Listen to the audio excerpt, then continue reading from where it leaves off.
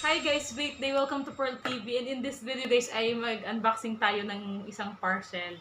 So hindi na ako nakapag-ayos guys, kakagising ko lang, may tumatawag kanina. Si mister ko, nangungulit siya. Sabi niya, ipa-deliver ko. Sabi ko, huwag ka nang mag-order kasi marami naman ako mga ano dyan, gamit sa kusina. Sabi niya, hayaan mo na, ganyan. Sabi ko, wala akong budget.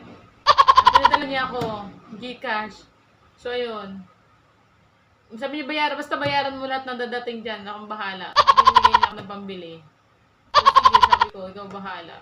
Yun na nga. So, yun na nga guys yung item kung maganda. It seems to be his Christmas gift, early Christmas gift for me. Pero binili niya sa Shopee, okay? So, ako din na nagbayad dito. And check natin kung okay yung product, guys. Samahan niyo ako guys sa aking unboxing episode. Thanks for watching, guys. Sana panoorin niyo hanggang dulo para magkaroon kayo ng idea sa vlog na to. At magkaroon kayo ng learnings from this, Okay, this is all about Shopee items. Hi guys! Great day. Ayan guys, I have a product to unwrap with. Binili ito ni Mr. Early Christmas gift for me. Ay, nakatulog ako ng matawag na delivery. The problem with this guys is, tingnan nyo guys, oh. Parang binutasan. Ayan, this is cookware set guys. Tapos tingnan nyo guys, oh. Oh. Ba't ganon? Okay, medyo ano to, nakikiusyoso yata yung mga ano. Ayun, bukas na. Bukas na, binuksan na. Nabuksan na siya guys, oh. Binuksan na, oh. Oh. That's bad, diba? Bukas na, hindi ko pa nabubuksan, oh. Oh, bukas na siya, hindi ko pa nakakater. Tiningnan na, oh. Kinater na siya, guys. Cutting na siya. Nabuksan na, oh. Cutting na siya. Pinakialaman na, guys. Okay? Hindi ko pa siya nakaka-cutter, bukas na siya. Ang sinin, oh. Sinuksan na siya, guys. Okay. So, titingnan natin kung kompleto. Malalaki pala to. Kaldero, guys. Oh, cover. Malaki siya. Malaki pala. Yan. First set. Ayan, malaki pala guys. Sana walang nawala guys na ano. Maganda din guys. Akala ko maliit. Akala ko, sabi ko kay Mr. parang mga bulilit lang sa ano. Maganda din. Ganda. Diba? First. Ito, bakit ito yung cover niya? Ayan. O, ayan. Fit. Sana ito. Pangalawa. Hindi ko alam kung ilang piraso to guys. Ang ganda din, ano. Bagong gising lang ako, guys.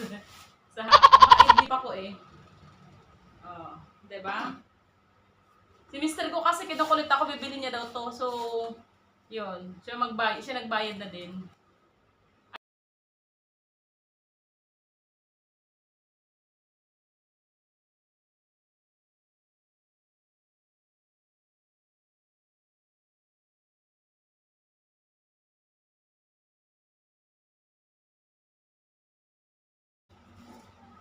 Okay?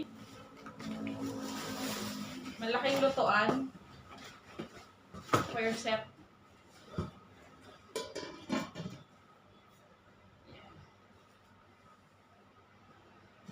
Wala nang ano guys ha. Isisend ko lang to kay Mr. ko para ipakita niya lang sa supplier. So wala na 4 pieces. So total of 4 pieces item. Ganda. Ang ganda pala. Tingnan sa 2.5 guys. Oh, yung cover niya din, pwede din dito, oh. Oh, 'di ba? It's like ganda siya, guys. So madali ang unboxing lang guys to kasi pinapacheck ni Mr. Cook agad para i-check ko kung kumpleto ba or may damage or what. So natin isa-isa kung may damage. Okay naman siya. Ito.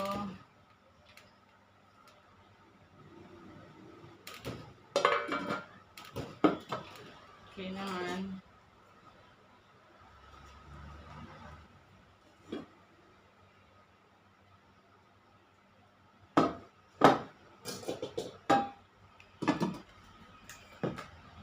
Ito, I don't know kung wala talaga tong takip or ganyan na talaga siya. Tatanong ko kay Mr. So yun guys, nagkausap kami ni Mr. ko. Okay naman daw. Wala namang problema. Ang problema ko lang kasi yung mga tao sa courier company, pakialamero, di ba? Nambubutas sila. So sabi ko sa kanya, i-advise niya sa seller. Kasi kawawa naman yung mga seller eh. Di ba? Kasi what if may defect yun? Tapos, ayun nga, di ba? Dahil doon sa mga ano-ano nila. Okay? So, ang pangit ng mga attitude na ganun, ano guys? Hindi naman sa kanila pinapakialaman nila. Okay? So, sana yung mga, mga shipping company sa ganyan, sa Shopee, mag-stricto na sila. Once na may problem na ganun, wag na nilang kunin, wag na nilang, halimbawa lang, kinuha nila sa branch. 'Di ba? May ganun, i-check nila. Pag may ganun bukas, wag na nilang kukunin. 'Di ba? Kasi kamukha niya, syempre, ang bato niyan, hindi siya nag-deliver. Ay, hindi dun sa bagsakan ko, hindi siya nag-deliver. Kasi bakit nila tinanggap na bukas na pala, 'di ba? So, sino ba yung may kasalanan talaga? Okay? Kasi kung hindi talaga sila, oy, dito double check nila yung item. Uy, sir, bukas na to, bakit ano? Hindi namin to tatanggapin kasi bukas na. So, baka mamaya may problema to sa amin, i-charge, di ba yung ganon? Dapat ganon. So, bakit din-deliver pa sa akin? May butas na nga. The last time, ganon din eh. Yung sa mga libro na in-order ko na pinamigay ko sa mga bata sa probinsya, may butas din eh. Di ba? Ang pangit lang. Tinitingnan, sinisilip nila kung may mapapakinabangan sila.